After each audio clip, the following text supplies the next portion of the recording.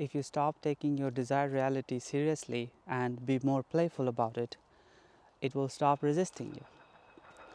And this idea came to me because there have been so-called impossible circumstances multiple times in my so-called journey to manifest. There is no journey anyways, but just to kind of frame it, that the path towards my fulfillment, both when I was trying to manifest coming to Russia and buying a flat here. I have made videos about this, so you should check it later. But both these circumstances had some impossibleness to them, and at the end of the day I kind of failed because the so-called man mind, right, the man mind, the ego, from that perspective I failed, because what deadline or what sort of picture I had, how it should unfold, didn't happen, right? I lost the flat and I lost the deposit because the due date when I had to pay the money was gone. And coming to Russia, I thought I would be here like in 6 months to a year, and it took like 3+ years. And it happened in a way that I could not devise or think of. So the so-called impossible circumstances where I couldn't see a way happened. And then what happened within me is all the importance that I was holding in, this reality I really wanted, I wanted so bad, it didn't happen. So I kind of gave up, and I'm like, okay, it's already not happening, so why am I so attached to it? So I was like, fuck it. But I remember Neville Goddard's lectures where he said brazen impotence, right? Brazen impotence, right? Be defiant towards reality. Do not give it any power. Then I remember this Bible verse about Christ when Pontius Pilate was trying to sort of having his case being heard, and they were thinking of crucifying him.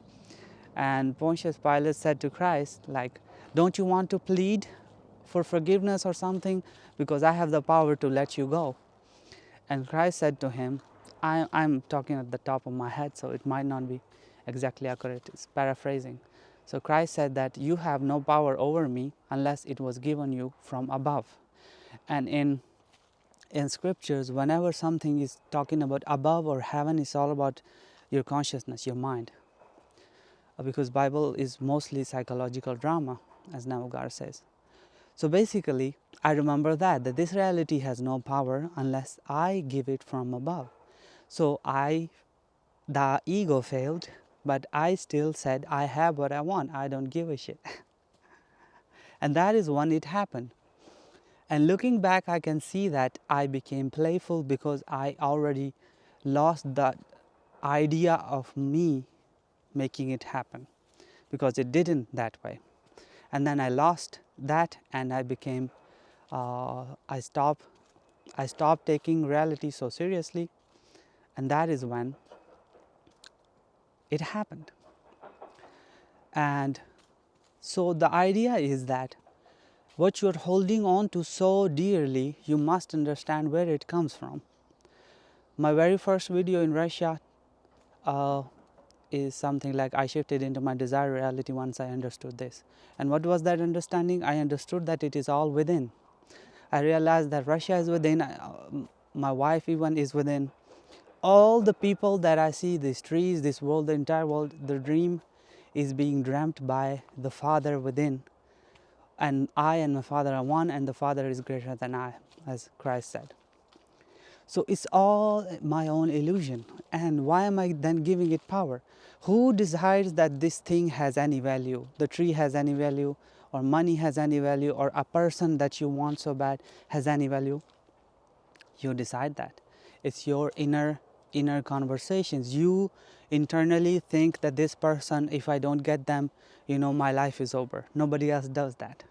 So you put this person on pedestal. You put a certain country on pedestal. You put a visa or a certain, job on pedestal, and you give all your power away. And that is when this thing has power over you, and that is when you struggle to manifest.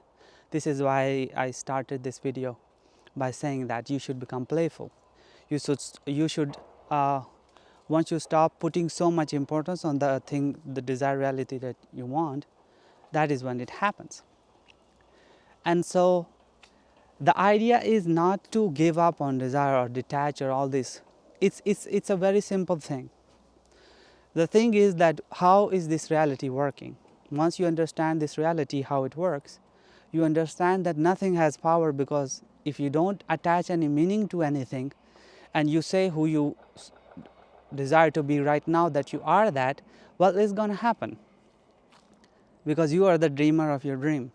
But if you do not believe in that, if you do not subscribe to law of assumption in the truest sense, like Neville Goddard teaches, well, then you will have hits and misses, right? You will have not enough success, you will manifest some things and not other things, and it will be a roller coaster for you. And this is why a lot of people give up, because they understand the surface level, but they don't go deep, which is you are the only thing that is real in your existence, in your dream. Now, other people exist, they are real in your, they are playing their part, and they are dreaming their own dreams. But at the end of the day, in your dream, they are reflecting you. That's how it works. That's how free will in your reality works, freedom of choosing. And then the law of consciousness, you become what you think about. So basically, it is you who assigns meaning to things, and whatever you assign meaning to starts to become a reflection in your reality, and you see more of it and more of it.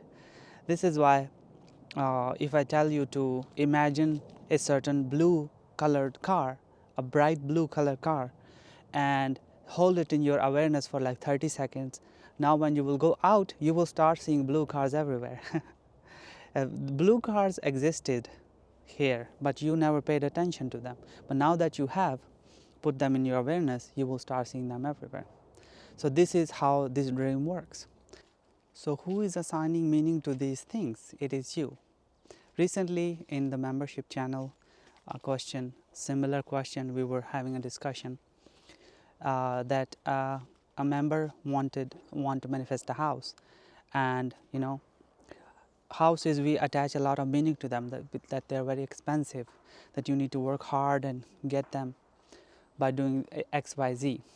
And the idea came to me, like, in the mind of God, the value of a rock and the value of a mansion is the same, it's zero. Because God is the source of everything, and God creates everything from nothing, literally zero point awareness, nothing, imagination alone, which is consciousness. So all this value that we assign to things, we then start to think about them as being expensive or being out of reach, or this person is too good for me, or this specific person is out of my league. You see, who attaches all these things to the desire.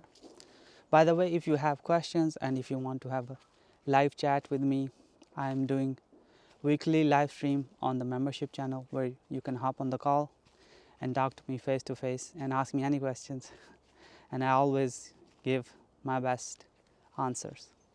And if you want to work with me one-on-one, the link is also in the description. But anyways, the value is in the mind, not in the things. Because ultimately things don't exist in the truest sense of the word independently, right? They don't have a substance of their own. It's all the substance of God.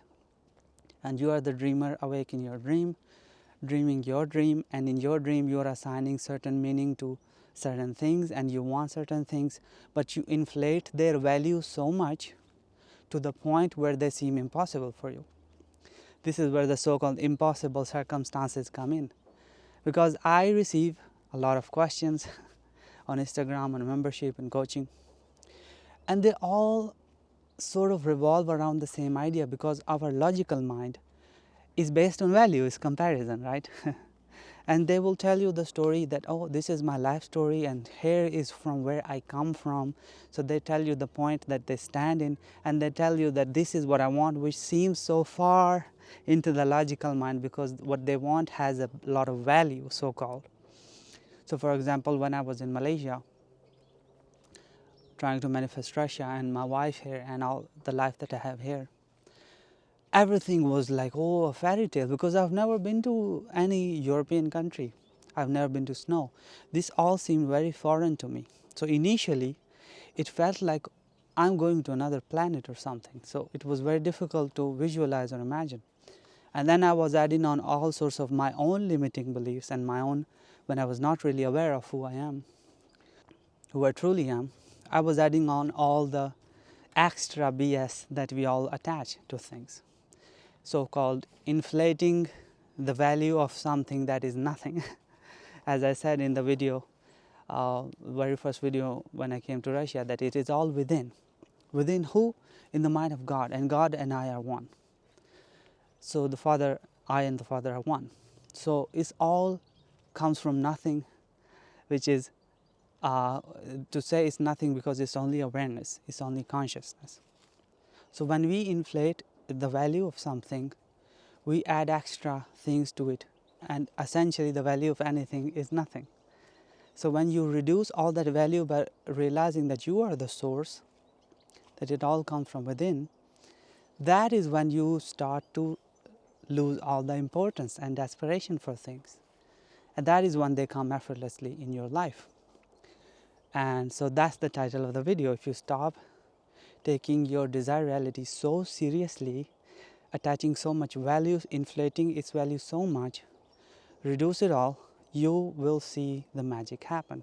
You will see the shift happen. Things will come to you rather than you chasing after them. So this is it for this video. Until next time, bye-bye.